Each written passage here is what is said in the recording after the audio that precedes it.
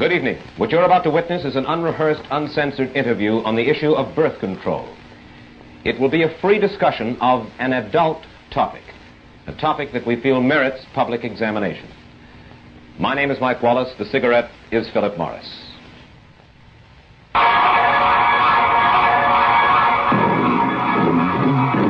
New Philip Morris, probably the best natural smoke you ever tasted, presents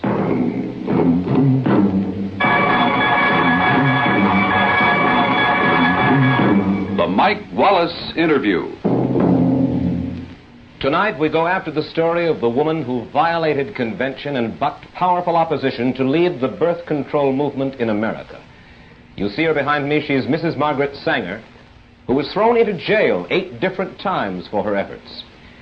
If you're curious to know why Mrs. Sanger has devoted her life to the birth control movement, if you'd like to hear her answer to the charge that birth control is a sin, and if you want to get her views on politics, divorce, and God, we'll go after those stories in just a moment. My guest's opinions are not necessarily mine. The stations are my sponsors, Philip Morris Incorporated, but whether you agree or disagree, we feel that none should deny the right of these views to be broadcast. One might say that the basis of this program is fact and fiction.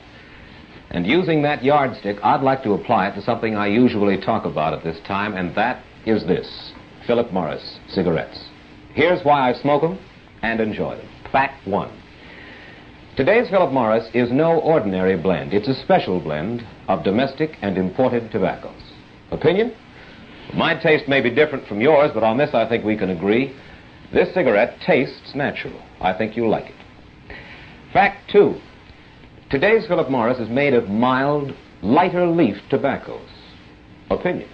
To me, that accounts for the genuine mildness I get in every puff. It's what I call a man's kind of mildness. There's no filter, no fooling, no artificial mildness, because, you see, there's nothing between you and the tobacco itself.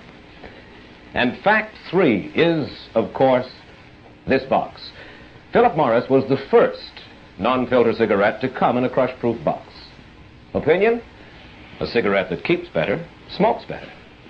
So get with Philip Morris yourself and check these facts. And when you do, I think you'll find it's probably the best natural smoke you ever tasted. And now to our story. When Mrs. Margaret Sanger opened the first birth control clinic in the United States back in 1916, birth control was a dirty word. The police threw her into jail, as they were to do 7 more times during her crusade, a crusade that still faces the reasoning but unalterable opposition of the Roman Catholic Church. That crusade kept Mrs. Sanger away from her children for long periods. It helped to break up her first marriage, and she suffered constant, harrowing social abuse. Mrs. Sanger, in view of all of that, let me ask you this first of all. Why did you do it? I realize that you had an intellectual conviction that birth control was a boon to mankind, but I'm sure that others have that conviction too. And so what I'd like to know is this: what events, what emotions in your life made Margaret Sanger a crusader for birth control? Well, Mr. Wallace, it's hard to say that any one thing has made one do this or that. I think from the very beginning, I came of a large family. My mother died young, 11 children. That made an impression on me as a child. I was a trained nurse, went among the people. I saw women who asked to have some means whereby they wouldn't have to have another pregnancy too early after the last child, the last abortion, which many of them had. So there's a number of things that are one after the other that really made you feel that you had to do something. There are some other possible reasons that suggest themselves on reading your biography by Lawrence later. Your mother, as you say, died prematurely after bearing 11 children. She was born a Catholic, was she not? She was born a Catholic, yes. And in Ireland. Your father was a sort of a village atheist who clashed with church authorities, and because of his atheism, his earnings dwindled under community pressure. You and your brothers and sisters were known as, quote, children of the devil, end quote. Could it be, then, that in part at least, you were driven emotionally toward the birth control movement because of antagonism toward the church, because that was a way to fight the church? No, I don't think I had anything of the kind in mind. I was what I would call a born humanitarian. I don't like to see people suffer. I don't like to see cruelty, even to this day. And in nursing, you see a great deal of cruelty and unnecessary suffering. At that time, there was no opposition as far as the church was concerned, any church. It was mainly the law, the federal law and state laws that one had to think of. The church was not in my mind at all.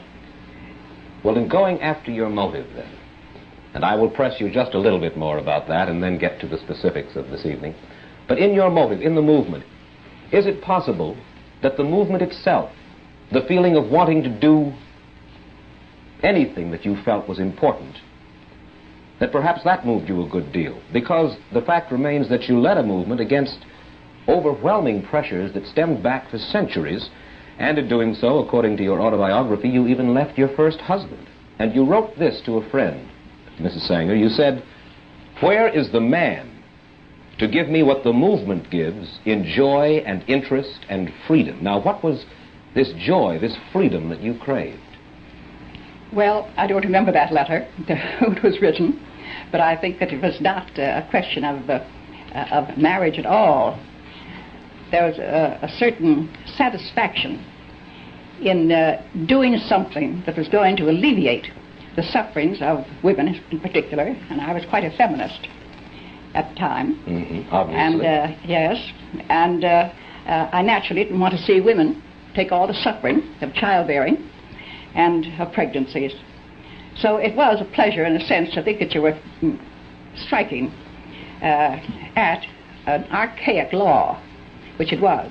It's put on the statute books by Anthony Comstock some years ago, and no one had stood up against it. No one had tried to change the laws. And at that time, not even a doctor had a right to use the United States mails and common carriers for books, for learning, for anything that he had to do with this question. It was considered obscene. The whole question was considered obscene. Mrs. Sanger, you have helped to spread the birth control movement not only here in the United States, but in Europe and the Orient as well. Why? Why is birth control of such vital importance internationally? Is it just to save women suffering? Is that the only reason in your mind? Well, not entirely. The population question is a great concern today, and the rate at which the births come in to we're saving them now. At one time, when children died, they didn't have the food. Today, our population all over the world is getting certainly better consideration and better conditions than they had at the time that I was there. I went to every country because I was invited. And I didn't go into the country myself. I was invited to go to Japan and to speak there, have 8 lectures on the question of birth control and peace. Well, do you believe that birth control is essential if we want to keep millions of people across the world from starving? Is that your thesis? Say it again. Do you feel that birth control is essential to keep millions of people across the world from starving?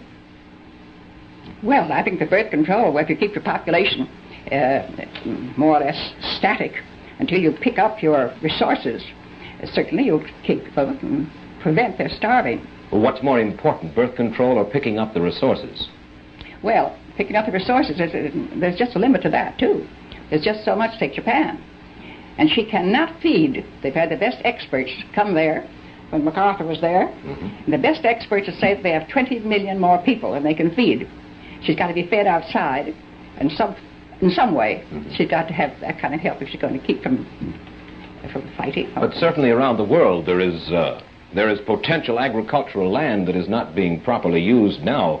Just this past year, on May 21st, the New York Times summarized an important study of the world's food resources made by Professor James Bonner of the California Institute of Technology. Professor Bonner says that the world is not using 1 billion acres of potential agricultural land, and he adds that if this land were used and present agricultural land were improved, the entire world could be fed adequately, even if the population increased by 1/3 in the next 50 years. Oh, Mr. Wallace, you hear so many